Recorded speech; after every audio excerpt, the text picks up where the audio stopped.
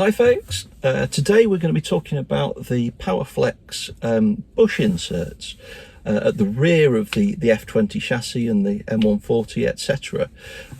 So these are fairly small and very cost effective, and so they're a good modification to recommend. Now, lots of people do the underbody brace at the back of the car. I did it to mine, and perhaps they end up about a similar amount of money to these bushes. But I'm keen to make this video because I think the Powerflex inserts, their void filling bushes, perhaps make a slightly more important difference to these cars than the rear brace. So it might be an alternative way to spend that same amount of money. So the void filling bushes are for the rear subframe. There are front and rear bushes on the subframe, and there are void fillers for each of the 4 on the subframe. They also have them for the diff as well, and I fitted all 6 bushes to my car. So a really good time to do this is at the same time as an LSD, which you need, because it sort of removes some of the duplication of work and altogether makes for a really nice difference.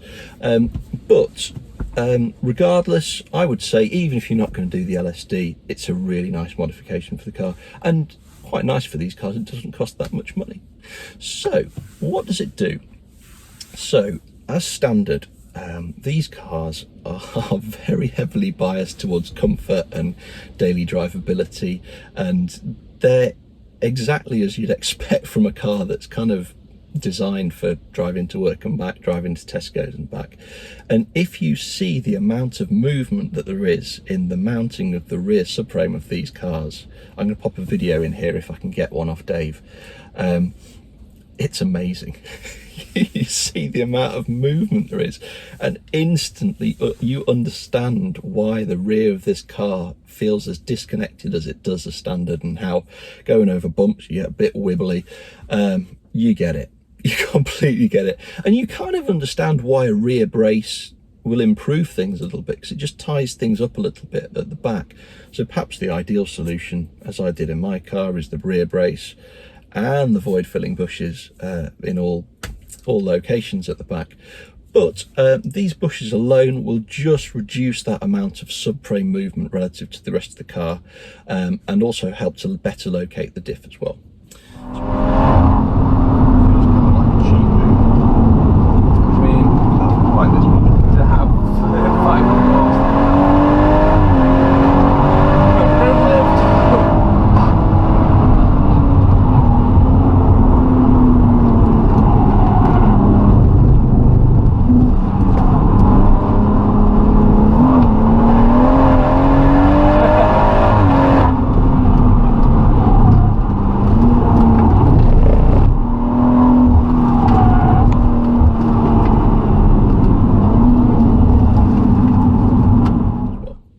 So what does that mean for the way that the car drives? So I'll talk about them slightly separately. So the subframe bushes, which I think are probably the more important, they help the rear of the car to feel better located, and by that I mean you've got a better sense of what the rear of the car is doing.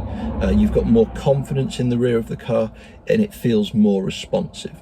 You don't feel it as much as the front end of a car. So the front end of a car, you can tell if it's reactive or not very easily because of steering inputs. At the rear of the car, it can be a little bit more, it's subjective at both ends, but perhaps more so at the rear, and sort of you notice that more when you're on a more dynamic drive. You know, when you're going out and you're really enjoying the road, you sort of feel the sort of the vagueness of the rear of the car. It's really hard to describe, but the rear of the car feels very vague and imprecise, and what these bushes do is remove some of that. They don't remove all of it, it's quite subtle, but they just take a step in the right direction and help the rear of the car feel both better planted, because of course you're taking out that horrible movement between the car and the subframe, which only adds to the sort of the horrible way that the rear rides bumps, etc. You're reducing that and helping it stay more connected, and you're also helping it by feeling more connected to the road. So, you know, You feel like you're moving more with the car and more with the wheels, and everything feels that little bit more precise. So I really enjoyed the positive difference that they made.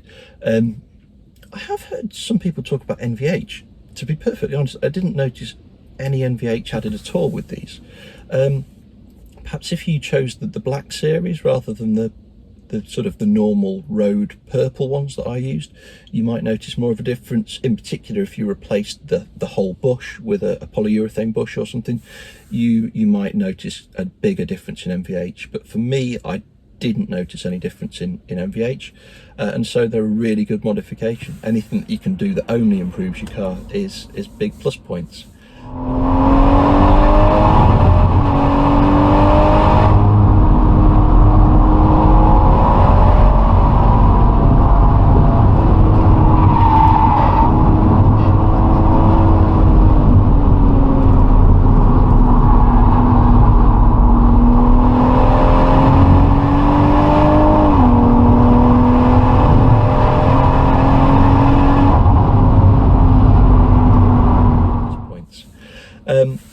The Diff, so typically engine mounts if your car's front wheel drive, engine and gearbox mounts if your car's front wheel drive, and Diff mounts if your car is rear wheel drive, help the car to feel more responsive to throttle inputs, both on and off the throttle. You notice the car feeling more responsive, more reactive to throttle inputs, and that's something I've done on pretty much every car I've owned. With this car, because it's more insulated, and perhaps with the fact that it's turbocharged, you don't notice quite as much. I put the Powerflow engine and gearbox mounts on my Clio 200, and that was so transformative, but it's a really responsive, naturally aspirated engine. So as soon as you put your foot down, there's instant reaction from the car, and of course that sort of emphasizes the difference that those bushes make. With this car, yes, it still makes a positive difference, and I still think it's a really good modification, but it's not as pronounced because the car isn't as responsive. Something like an M car, if they do something similar, would probably be even more pronounced in the way it reacts.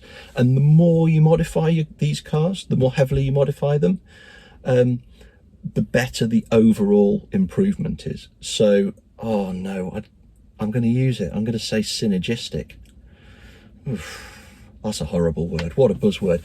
But the point remains, you add something like this, and you add the Diff, and you add some suspension, and as a package, they give you more than the sum of all of the individual parts, and the car really does start to progress. So it's a small modification, but it really adds to the overall drive of these cars.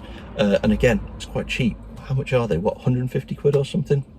Money well spent, really is, especially if you're already putting a Diff in there and you can get these put in at the same time. Again, Dave did mine, he's probably done hundreds of Diffs now, so he really knows what he's doing with these, and so they're a good cheap mod, relatively easy to fit, and I endorse them wholeheartedly. As an aside, Powerflex, I've had loads of their products over the years and they've always been excellent. Very, very, very good service, and good reliable parts. You know where you stand with them, you know exactly what you're going to get. So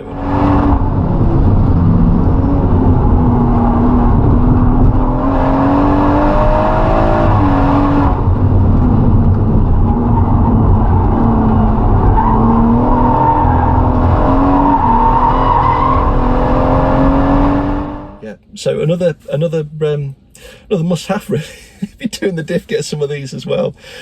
Sorry, I keep spending all your money. I'm terribly sorry for that, but I've been there and done that myself, so take some solace in that. Right, what's going to be next? I think it's finally time for the anti-roll bars. The H&R anti-roll bars I fitted will be next up. Might be a bit of a wait on that video depending on how long it takes me to get this one out. But as always, any questions at all you might have, drop a comment.